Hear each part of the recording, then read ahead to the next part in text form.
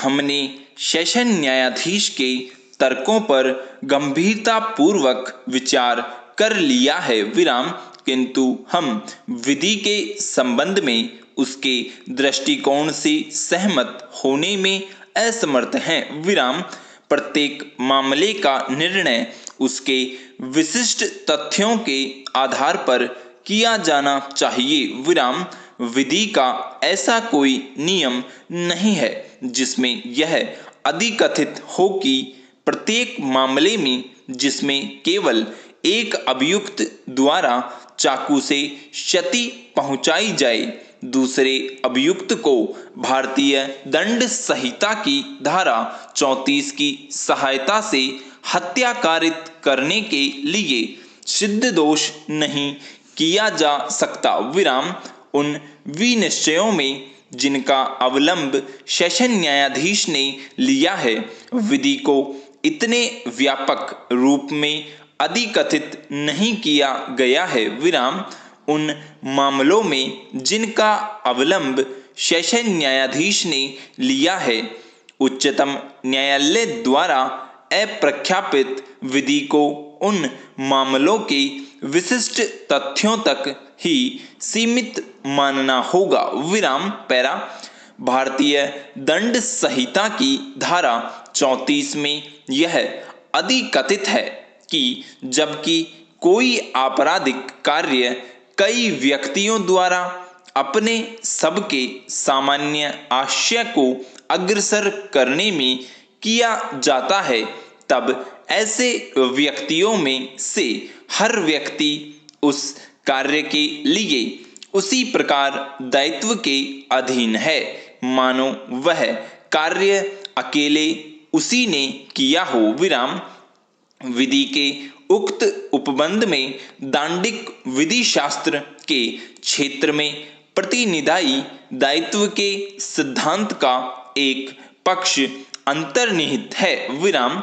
कोई आपराधिक कार्य किसी एक अभियुक्त द्वारा ही कारित हो सकता है, फिर भी यदि वह कार्य सभी अभियुक्तों के सामान्य आशय को अग्रसर करने के लिए किया गया हो, तो अन्य अभियुक्त भी अपराध के लिए दोषी माने जाते हैं विराम। पैरा आशय का प्रश्न कुछ कठिनाई प्रस्तुत करता है विराम। सामान्यतया आशय ऐसा विषय है जो उस व्यक्ति की व्यक्तिगत जानकारी में आता है जिसका आशय प्रश्नगत है विराम, किंतु दांडिक विचारणों को शासित करने वाले सिद्धांतों के अनुसार किसी पक्ष कथन को साबित करने के अर्थांतर्गत साबित करने का भार सदैव ही अभियोजन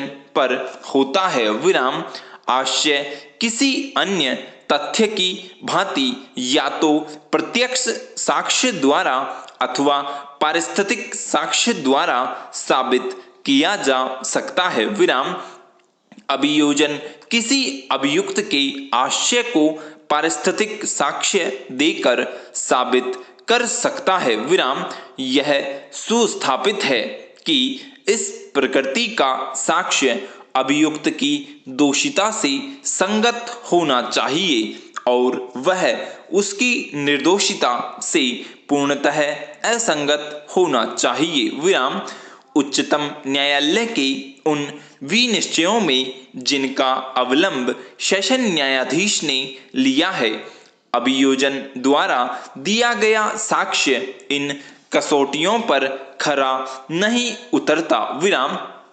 अभियोजन के साक्ष्य में इस कमी के कारण ही न्यायालय द्वारा यह अभिनिर्धारित किया गया था कि संबद्ध अभियुक्तों की भारतीय दंड संहिता की धारा 34 की सहायता से मूल अपराध के लिए दंडित नहीं किया जा सकता था विराम। पैरा प्रस्तुत मामले के तथ्य पूर्णतः भिन्न है विराम।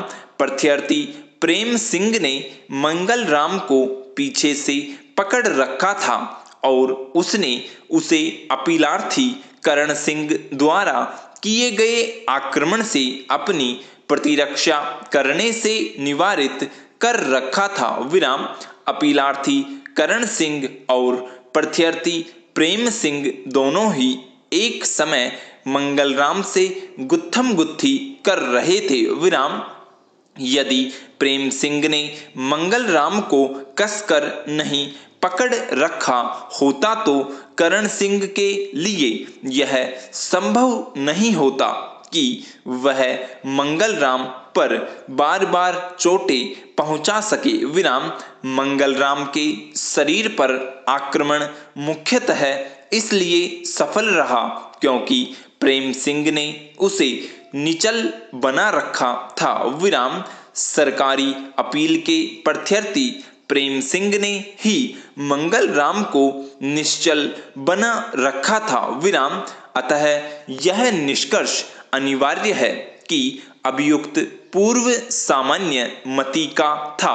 विराम सरकारी अपील के प्रत्यार्थी प्रेम सिंह की उस खूनी नाटक में जो मुरादाबाद शहर के पटपट सराय मोहल्ले की गलियों में खेला गया था, भूमिका को अपीलार्थी करण सिंह की उस भूमिका से पृथक नहीं किया जा सकता जो उसने मंगलराम पर चाकू के प्रहार करने में निभाई थी। विराम अतः यह अभी निर्धारित करना होगा कि प्रेम सिंह मंगलराम की हत्या के लिए उसी प्रकार उत्तरदायी था जिस प्रकार की उसका भाई करण सिंह। विराम अतः हमारा मत है कि दोनों भाइयों के सामान्य आशय को सिद्ध करने में अभियोजन सफल रहा है और प्रस्तुत मामला ऐसा